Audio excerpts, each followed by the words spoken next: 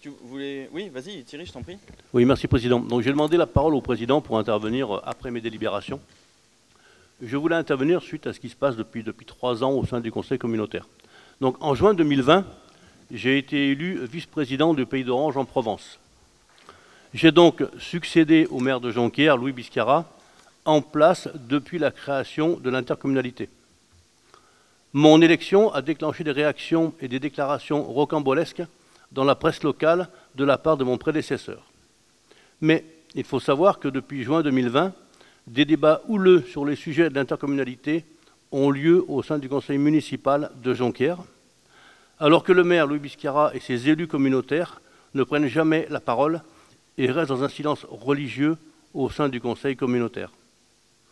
Il est également important de noter que le maire refuse de me recevoir pour évoquer les sujets concernant ma délégation. Dès mon élection, j'ai pris connaissance de l'héritage de mon prédécesseur qui était loin d'être glorieux sur le plan financier. En effet, depuis 2016, la commune de Jonquière présente une situation financière en déséquilibre avec des dépenses de fonctionnement bien supérieures aux recettes. Pour l'année 2016, 188 690 € de déficit couverts par le budget de l'intercommunalité. Pour autant, la commune a perçu de l'intercommunalité une attribution de compensation de 510 095 € et une enveloppe travaux de 165 762 €, soit une enveloppe totale de 864 547 €. Depuis 2016, l'écart entre les recettes et les coûts de fonctionnement augmente chaque année. Cela pose question. Situation de l'année 2020 exposée dans le rapport du cabinet Finance Consult qui a été à l'époque présenté en conseil communautaire. Situation de Jonquière. Apport de recettes 2 184 474 €. Dépenses de fonctionnement 2 574 645 €. Différence moins 390 171 € couverts par le budget de l'intercommunalité. Somme qui continue à augmenter à ce jour. Pour autant, la commune a perçu de l'Interco son attribution de compensation égale à 510 095 €, soit une enveloppe totale de 900 266 € pour l'Interco. Concernant l'enveloppe travaux, elle a été supprimée pour les 5 communes en 2020. Il appartient donc aux communes de présenter leurs projets au travers d'un PPI, plan particulier d'investissement, à l'Interco avec un fonds de concours financier et ils seront intégrés au budget en fonction des possibilités budgétaires. En juillet 2020, début de mon mandat actuel de vice-président, il m'a été communiqué ces éléments budgétaires inquiétants et qui surtout m'ont laissé dubitatif. Lors de la première réunion du bureau communautaire, il m'a clairement été expliqué que les autres communes en avaient assez de payer pour Jonquière. Il faut savoir que depuis 2016, jamais le maire de Jonquière n'a partagé ces éléments pourtant très importants avec les élus de la commune. Après avoir questionné les adjoints du mandat précédent, il n'avait a priori jamais été informé des difficultés financières de la commune au sein de l'Interco. Encore une fois, cela pose question. En conseil municipal à Jonquière, je me fais prendre à partie par le maire et sa majorité, me reprochant que rien ne se passe à Jonquière concernant les travaux et que je ne défends pas la commune. Alors vous l'aurez compris, il est compliqué d'obtenir des investissements conséquents sur Jonquière lorsque la situation est celle que je viens de vous exposer et que le premier courrier de demande de travaux signé du maire est arrivé à l'Interco qu'en mai 2023, c'est-à-dire il y a quelques mois en arrière. En 5 ans, la commune a perçu pratiquement 3 millions € d'attribution de compensation et d'enveloppe travaux, auxquels il faut ajouter la couverture des déficits de chaque année s'élevant à environ 1 250 000 €, soit un total d'environ 4 250 000 €. On parle pour les 5 années précédentes. Pour autant, eh bien, le maire et sa majorité se considèrent être les oubliés de l'Interco. Malgré tout, si la commune arrive à dégager des fonds de concours de son budget communal pour participer à certains investissements, des travaux pourront être envisagés. Voilà, je tenais à vous faire part de mon analyse et de ce que je vis depuis donc les 3 années qui viennent de s'écouler. Merci de votre attention. Oui, je vous en prie,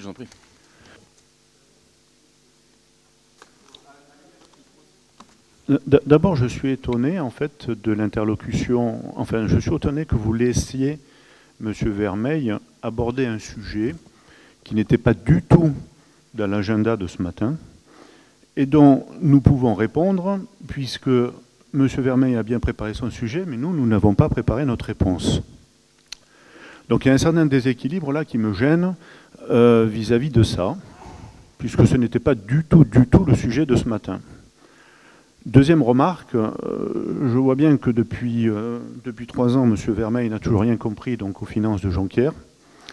Il y a un pacte financier qui est fait, c'est vrai. À partir de là, donc, Jonquière bénéficie d'attributions de compensation de ce pacte financier qui date de mémoire depuis 2016. On n'a pas remis en question ce pacte financier, il n'a pas été remis en question. Il n'y a pas de nouveau pacte financier qui a été proposé, si je me souviens bien. Donc je ne vois pas pourquoi on revient encore là-dessus sur les attributions de compensation que bénéficie Jonquière.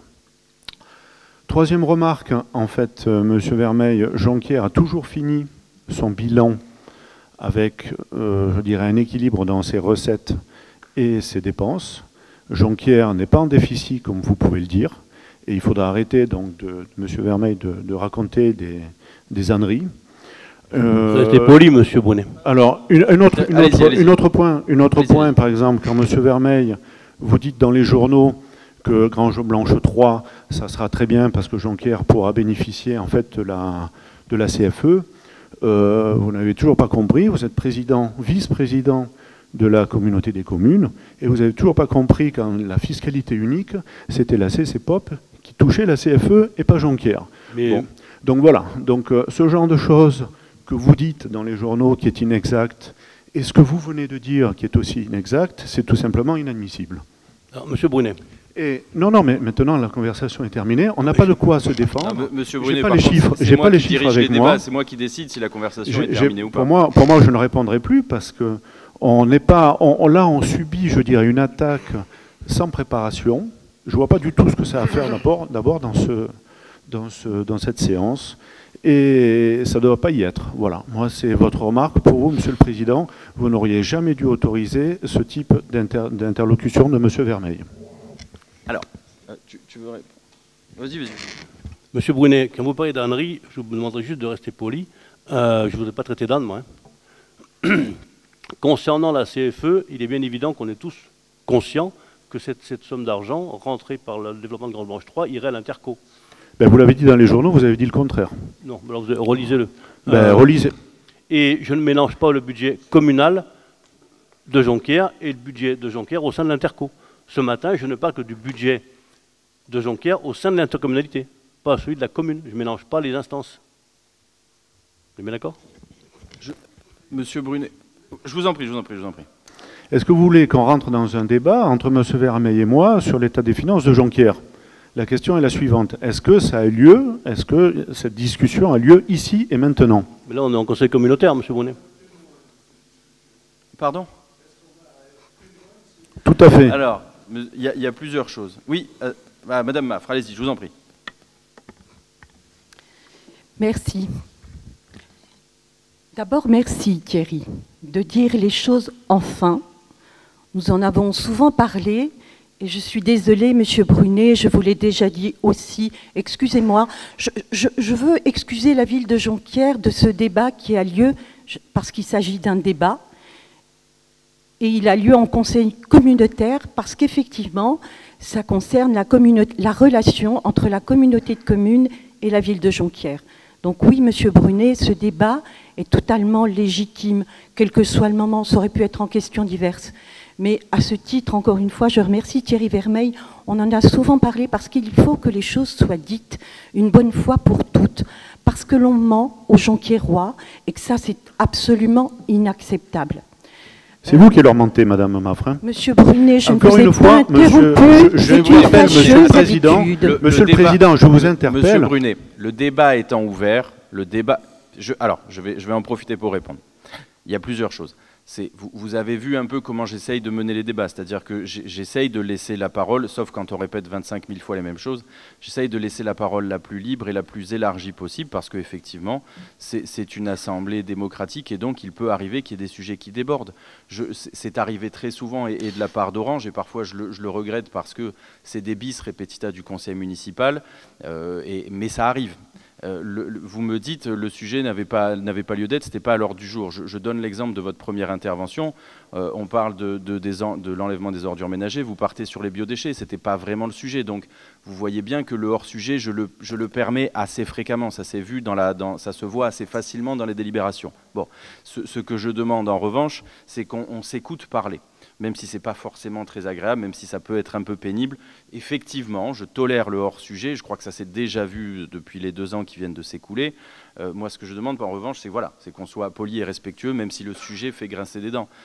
Après, effectivement, je comprends le mécontentement de nos collègues de Courthézon, par exemple, ou peut-être de certains de mes collègues d'Orange. Peut-être, effectivement, vaudra-t-il mieux à l'avenir que ça fasse l'objet d'une question diverse, qui pourrait donner lieu à un échange, mais ça ne me paraît pas incongru parce que c'est un sujet qui revient. Et après, c'est de notre rôle aussi, encore une fois, c'est ce que je vous dis. Vous me questionnez sur les biodéchets, je n'ai pas forcément préparé le sujet, mais il en va de ma responsabilité d'être à peu près, quand je le peux, et j'essaye de l'être le plus souvent, dans la possibilité de répondre aux questions qui concernent le pouvoir que j'ai, enfin la responsabilité que j'ai. Voilà. Ça, c'est le premier point. Alors, je me permets quand même de vous répondre. Enfin, je ne sais pas, vous aviez fini, Madame Maff, peut-être? Ça, c'est sur le point initial, j'y reviendrai éventuellement. Allez-y, je vous en prie. Je n'ai pas terminé, mais si vous le souhaitez, on pourra y revenir en questions diverses. Allez-y, non, mais finissons. Je vais faire très court. Je ne me doute pas qu'on y reviendra à l'avenir. Mais c'est souhaitable. Je pense qu'il est temps, effectivement, pour la communauté de communes et la commune de Jonquière, que les choses soient dites ici. On a un statut particulier, effectivement. Le vice-président n'est pas maire, mais je sais que sur d'autres intercos, ça fonctionne. Après tout, pourquoi pas? Et qu'à un moment donné, le maire de Jonquière est Louis Biscara, et le vice-président de la communauté de communes est Thierry Vermeil. Et qu'à ce titre, je veux croire que ce sont 2 élus engagés, et qu'à ce titre, il est inadmissible que Thierry Vermeil ne puisse pas exposer les dossiers comme il devrait l'être. On est obligé, au final, et Martial Cuesta, premier adjoint au maire, délégué à l'urbanisme et aux travaux, on est obligé au final en commission, quand on nous dit, mais écoutez, on a les enfants pauvres, la ville de Jonquière, de la communauté de communes, c'est difficile à entendre, difficile à accepter, donc j'espère sincèrement que je veux croire que les vice-présidents et les présidents de commission ont un œil bienveillant sur la ville de Jonquière, parce qu'on a besoin de cette communauté de communes. Preuve en est, ce que Thierry a expliqué. Je veux croire aussi qu'il y aura bientôt des travaux de voirie, que M. Brunet, qui nous rassure sur le budget de la ville, et Dieu sait qu'on a besoin d'être rassuré, M. Brunet, eh bien, si vous êtes en capacité de présenter un projet d'investissement, je le dis ici, effectivement, il y a des besoins sur la ville de Jonquière. Faites-nous un beau projet d'investissement pour la voirie à Jonquière, M. Brunet, accompagné par Martial Cuesta. Nous, opposition, on veut bien y travailler. À vos côtés, on est là pour ça aussi. On est engagé au même titre que vous pour la ville de Jonquière. Et à ce titre, je pense que Thierry, après, pourra défendre votre projet d'investissement auprès de Nicolas Paget, avec lequel on en a déjà parlé. Voilà, j'espère que ne pas avoir pris ce conseil en otage, au même titre que les Jonquiérois le sont de manière régulière. Les choses étant dites, merci Président pour m'avoir laissé la parole. Je vous en prie, c'est normal. Monsieur Brunet, est-ce que vous souhaitez ajouter quelque chose? Je pense que le sujet donc, sur Jonquière n'est pas à débattre ici. Les règlements de compte, ce n'est pas ma façon de voir. Donc régler les comptes là devant tout le monde sur des propos qui sont diffamatoires, et M. Vermeil est au courant, puisque ces propos diffamatoires le mettent en justice aujourd'hui. Donc c'est pas une solution aujourd'hui de régler entre guillemets à la fois par M. Vermeil et par Mme Maffre, les règlements, un règlement de compte maintenant. Voilà. Donc je suis très étonné que vous permettiez ça. Il peut y avoir des débats, il peut y avoir des questions-réponses, tout à fait, mais un règlement de compte donc comme ça, je ne pense pas que ça va dans les valeurs de cette réunion. Voilà. Donc les propos seront après à régler. Je ne veux rien rajouter de plus. Thierry. Vas-y. Oui, merci, Président. À y être. Monsieur Brunet, il ne s'agit en aucun cas de règlement de compte ce matin. Il s'agit juste de poser un contexte, de poser une situation telle qu'elle est. Donc il n'y a pas de règlement de compte, il n'y a pas de diffamation, ce ne sont que des chiffres et c'est une situation vécue depuis 3 ans. Ça s'arrête là. Il y a, encore une fois, vos chiffres sont à revoir. J'aimerais bien qu'on en discute de vos chiffres. Et chaque fois, vous dites que Jonquière est dans une situation financière, donc est en déficit ou des choses comme ça. C'est tout à fait inexact. On finit nos budgets. Et puis d'ailleurs, je voudrais simplement vous dire, M. Vermeil, si Jonquière avait été dans l'état que vous dites, Jonquière ne serait plus là aujourd'hui, parce qu'il y a des organismes, en fait, notamment à Vaison-la-Romaine, qui ont redressé et qui auraient pris en main Jonquière depuis très longtemps. Vous voyez? Donc on n'a pas le droit à l'erreur à Jonquière financièrement. Et n'importe quelle commune n'a pas le droit à l'erreur. Et si, comme vous le dites, depuis 3 ans, c'était dans l'État, on ne serait plus là déjà. Voilà, on aurait déjà été repris en main par des instances significatives là-dessus. Donc ce que vous dites est faux. Juste vous rappeler, M. Brunet, il ne faut pas confondre le budget de Jonquière au sein de l'intercommunalité et le budget de Jonquière sur la commune de Jonquière. Ce que j'évoque ce matin, c'est la situation de Jonquière au sein de l'interco. Le budget de la commune, encore une fois, même après l'interco, je vous le répète, il y a un pacte financier. Jonquière suit ce pacte financier, point final. Voilà, point final. Et Jonquière n'a pas débordé sur ce pacte financier-là. Jonquière le suit, point final. Voilà, je ne vois pas ce qu'il y a à rajouter là-dessus. Je me permets, M. Brunet. Bon, la première chose, c'est qu'effectivement, à l'avenir, je préférerais qu'on fasse une question en questions diverses avec débat, même si je ne suis pas sûr, mais on s'en moque, on pourra le faire, même si peut-être le règlement intérieur ne le prévoit pas, parce qu'effectivement, il peut y avoir un certain nombre d'élus... J'en doute, je peux le comprendre, surtout quand ça déborde un peu, mais il peut y avoir un certain nombre d'élus qui peut ne pas être saisis par le sujet. Moi, je me permets quand même un certain nombre de remarques. La première, je vous l'ai faite, M. Brunet. La deuxième, il n'y a pas de remise en question du pacte financier. Oui, c'est assez logique, puisqu'il est plutôt au bénéfice, et je l'ai déjà dit, des communes non pourvoyeuses. Puisque c'est effectivement Orange, Courthézon et Caderousse qui abondons, excusez-moi, parce que on a une solidarité dans cette intercommunalité qui est particulièrement forte. Je le répète, 45% du budget de fonctionnement, ce sont les attributions de compensation à destination des communes, là où la moyenne, c'est 25%. Donc, je me rappelle des propos de monsieur le maire, de monsieur Biscara, qui disait il y a des intercophobes et il y a des intercophiles. Moi, je trouve que, et j'étais désigné comme intercophobe, moi, je trouve que vu comment cette interco est gérée, on peut dire qu'elle a plutôt une forte solidarité pour les communes, et j'en suis heureux parce que moi, je suis plutôt pour que le maire soit maître chez lui. Bon. Donc, le pacte financier, je comprends que vous ne le remettiez pas en question, ce qui revient sur le deuxième propos que vous aviez dit, puisqu'il dit il n'y a pas eu de contre-proposition. Là, M. Brunet, c'est faux. C'est faux. La première chose qui avait été décidée en bureau communautaire, c'était justement pour donner un peu d'oxygène à cette intercommunalité, une baisse des attributions de compensation. La délibération était passée au sein du conseil communautaire.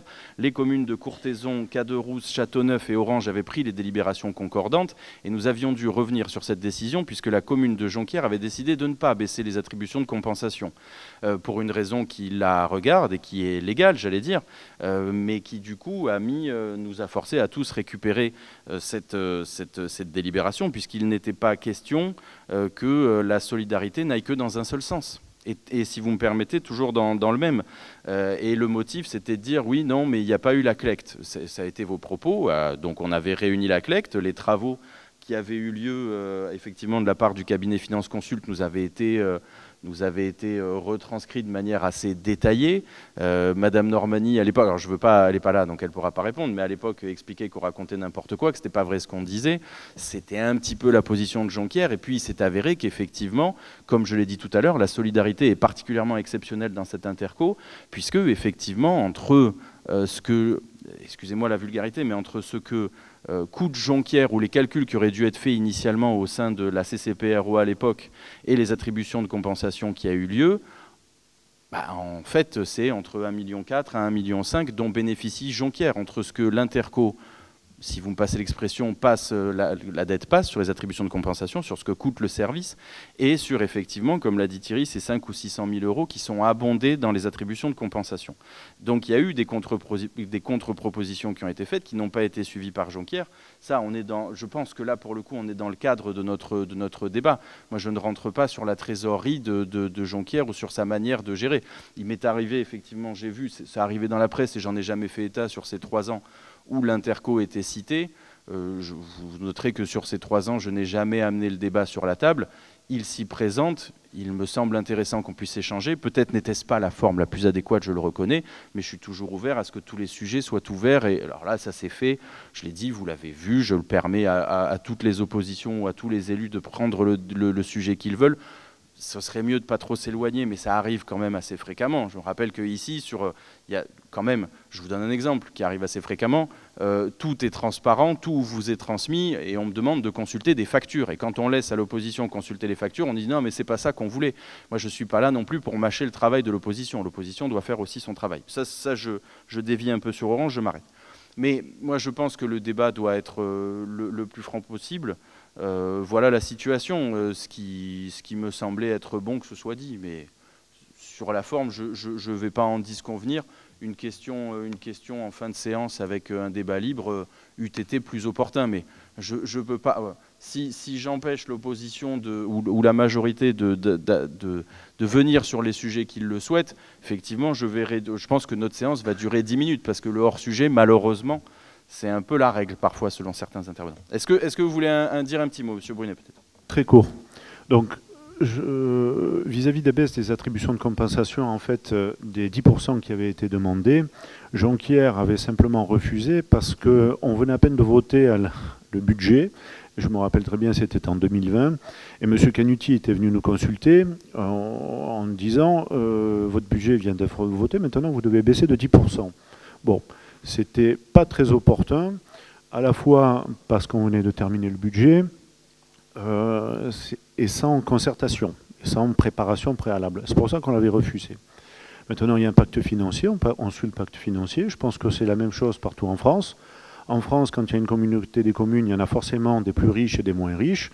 Jonquière se trouve maintenant dans les moins riches, jusqu'à peut-être ce que ça s'inverse avec Grange Blanche, on verra bien. Mais bon, l'état est le suivant. Je ne comprends pas pourquoi Jonquière est cité, parce que c'est la commune la moins riche. Dans des communautés de communes, on en a toujours une. Voilà. Donc vis-à-vis de ça, vous avez raison, et on bénéficie d'apports que l'on n'aurait pas vis-à-vis de nos recettes. C'est exact. Eh bien, on en bénéficie, et on gère notre budget vis-à-vis de ça. Maintenant, sur une globalité depuis 3 ans, et c'est là qu'il y a un point important, c'est que je ne pense pas du tout que ce soit Jonquière maintenant qui soit la plus coûteuse, sachant que depuis 3 ans, Jonquière n'a pas eu aucun travaux réalisé, n'a eu aucune, en fait par rapport à tout ce que l'on avait demandé au point de vue urbanisme, aucune chose n'a été réalisée. Ça a été réalisé dans chaque commune. Il faut voir l'état en fait de Jonquière, il faut voir l'état des trottoirs, des routes.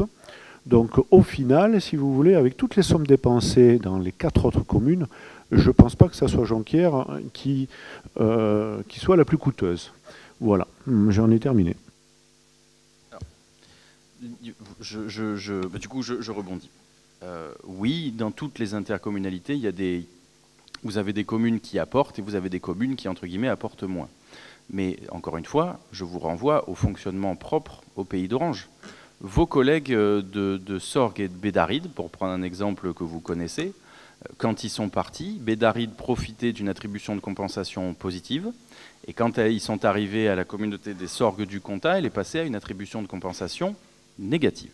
C'est-à-dire que chaque année, la commune de Bédaride abonde dans le budget général, c'est l'inverse de nous, abonde dans le budget général de la Casques. Bon. J'attire votre attention sur le fait également que M. Biscara avait dit dans la presse qu'il allait chercher une autre interco à laquelle partir. 3 ans plus tard, vous êtes toujours avec nous, et j'en suis heureux. Mais je pense que le fait que vous n'ayez pas trouvé d'autres intercos d'accueil, c'est justement parce que je ne pense pas qu'on vous aurait offert les Non, c'est juste un problème géographique. Pardon, non, mais vous touchez 2 autres intercos, dont une avec laquelle vous touchez 2 voire 3 autres intercos. Donc ce n'est pas une question géographique. Les 3 intercos au sein desquels vous auriez pu candidater, pour une raison X ou Y, est-ce que c'est votre refus ou est-ce que c'est le leur, je ne sais pas. Mais en tout cas, le départ annoncé par M. Biscara en 2020 n'a pas eu lieu. C'est sans doute pour des questions financières. Bon. Sur la question des travaux, je me permets quand même un certain nombre de remarques. La première, c'est qu'on vient de lancer la station d'épuration pour 1,7 million de mémoire, ce qui n'est quand même pas rien. Et d'autre part, je me permets aussi d'attirer votre attention sur le fait qu'un grand nombre de travaux ont été faits sur les autres communes, mais les autres communes, il ne vous aura pas échappé que la plupart des maires ne sont là que depuis 2020 ou 2014. Bon, Monsieur Biscara, enfin, votre majorité tient la ville depuis 1989 et est dans l'Interco depuis sa création en 1992. Donc venir nous reprocher maintenant que vos voiries sont en mauvais état alors que Orange tient la présidence depuis 4 ou 5 ans, ça me paraît un peu abscon, puisque si les voiries ont été en mauvais état, elles ne se sont pas dégradées massivement sur les 4 années qui se sont passées, mais c'est sans doute qu'elles étaient déjà dans un mauvais état, et qu'à l'époque où c'était M. Alain Milon qui était président, ben, vous n'avez pas mandaté les travaux qui étaient ce qui devait être.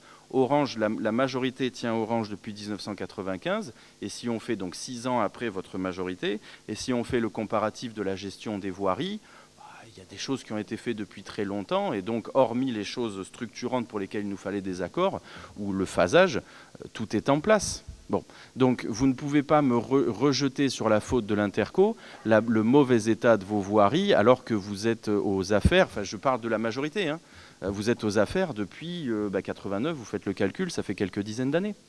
Donc je trouve ça un peu maladroit de le reprocher à l'Interco actuelle. C'est pas simplement les voiries, mais tous les travaux que nous avons demandés, et puis Marcel Questa peut répondre à ma place d'abord. Bien, bonjour à tous. Donc, concernant M. Vermeil, quand il demande des rendez-vous à M. Biscara, bon, jusqu'à présent, s'il avait réellement demandé des rendez-vous, je pense que, là je parle, mais que M. Biscara l'aurait reçu. Moi, quand il m'a demandé un rendez-vous, il n'y a pas eu de problème, je l'ai reçu. Et donc, on a bien discuté concernant les travaux que nous demandions depuis 3 ans. Parce que on a eu des travaux en fin de mandat précédent qui étaient chiffrés et qu'on a eu la moitié et le mandat suivant, on nous a dit « Ah ben non, maintenant, on ne pourra plus faire des travaux chez vous. » Donc, c'est un peu ralent.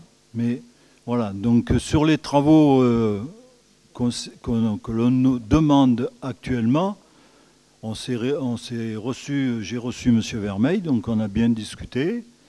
Je pense que, Monsieur le Président, vous avez reçu un courrier de notre part concernant le fonds de concours. Donc maintenant, ce que nous attendons de M. Vermeil, c'est qu'il réagisse pour la commune de Jonquière en tant que vice-président par rapport aux travaux que nous avons demandés. Voilà. Tu veux un peu faire, pardon. Oui, Martial, il est vrai que depuis le mois de juin, et je dois le reconnaître, donc depuis que tu es maire par suppléance, il est vrai qu'on s'est vu plusieurs fois et on arrive à échanger très correctement et très librement. Oui. Depuis le mois de juin, depuis que tu es maire par suppléance. Voilà. Ben oui, mais ben, bon... Ça, c'est un état de fait. Concernant les rendez-vous demandés au maire, je te confirme, j'ai des traces écrites, hein, des refus de demande de rendez-vous, dans le cadre de ma délégation de vice-président. Bon, là, pour M. Biscara, il n'est pas là, donc... mais tout à fait, c'est pour ça qu'il faut que ce soit, je ne veux pas trop m'engager. Je me permets quand même une réflexion, hein, M. Questa. Donc effectivement, vous m'avez écrit en mai, on vous a répondu en mai, et vous m'avez répondu la semaine dernière, la semaine dernière, sur la participation. Et on vous avait dit, la règle qu'on s'est mis, parce que je précise les propos de M. Brunet, hein, la règle implicite qu'on s'est mis entre chaque maire sur lesquels il y a des investissements, c'est qu'il y a des fonds de concours.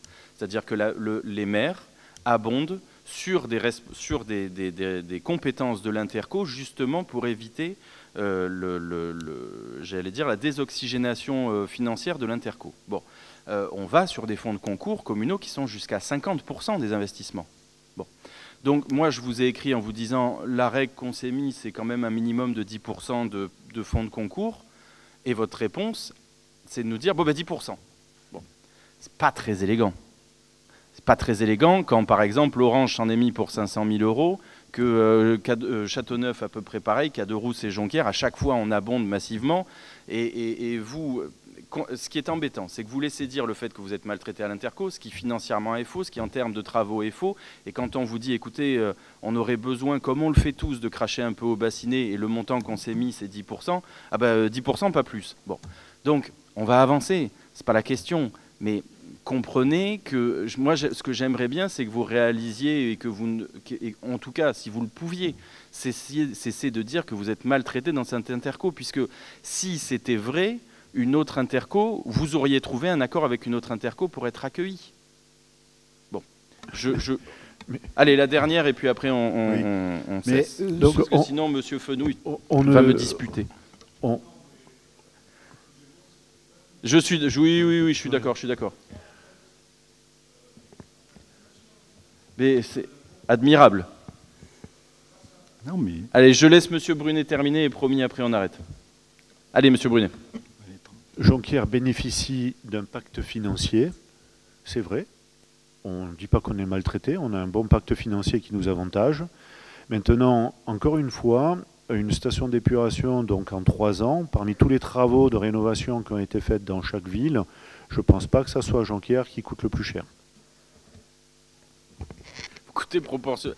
Bon, je peux pas vous dire, les chiffres ont été dits, vous les avez pas contestés, vous voyez ce qui se passe ailleurs et vous voyez que vous n'auriez pas été traité aussi bien ailleurs. Après, on va pas effectivement passer la nuit dessus. Est-ce qu'on a pris acte? Il faut voter ça? Non, on prend acte?